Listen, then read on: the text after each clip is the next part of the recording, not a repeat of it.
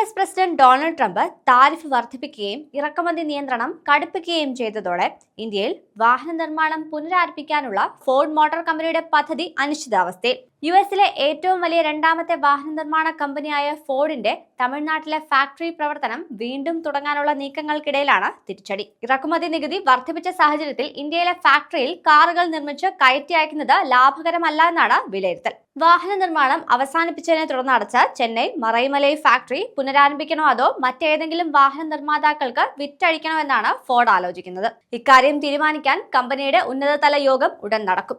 വാഹന നിർമ്മാണം അവസാനിപ്പിച്ചതിനെ തുടർന്ന് 2022 ഈ ഫാക്ടറി പൂട്ടിയത്. നിലവിൽ ഇന്ത്യയല്ല യൂറോപ്യൻ വിപണിയാണ് ഫോർഡിന്റെ മുഖ്യ പരിഗണനയിലുള്ളതെന്ന് കമ്പനിയുമായി ബന്ധപ്പെട്ട വൃത്തങ്ങൾ പറഞ്ഞു. വാഹന നിർമ്മാണത്തിന് ഊർജം പകരാൻ യൂറോപ്പിൽ കോടിക്കണക്കിന് രൂപയാണ് ഫോർഡ് നിക്ഷേപിച്ചത്. ജർമ്മനിയിൽ ഇലക്ട്രിക് വാഹന നിർമ്മാണത്തിലും യുകെയിൽ വാഹന ഘടകങ്ങൾ നിർമ്മിക്കുന്നതിനുള്ള ഹബ്ബിലേക്കും 440 കോടി രൂപയാണ് ഫോർഡ് നിക്ഷേപിച്ചത്. കയറ്റുമതിക്ക് വേണ്ടി ചെന്നൈ ഫാക്ടറിയിൽ വാഹന നിർമ്മാണം പുനരാരംഭിക്കാനുള്ള പദ്ധതിയിൽ മാറ്റമില്ലെന്ന് ഫോർഡ് വക്താവ് പറഞ്ഞു.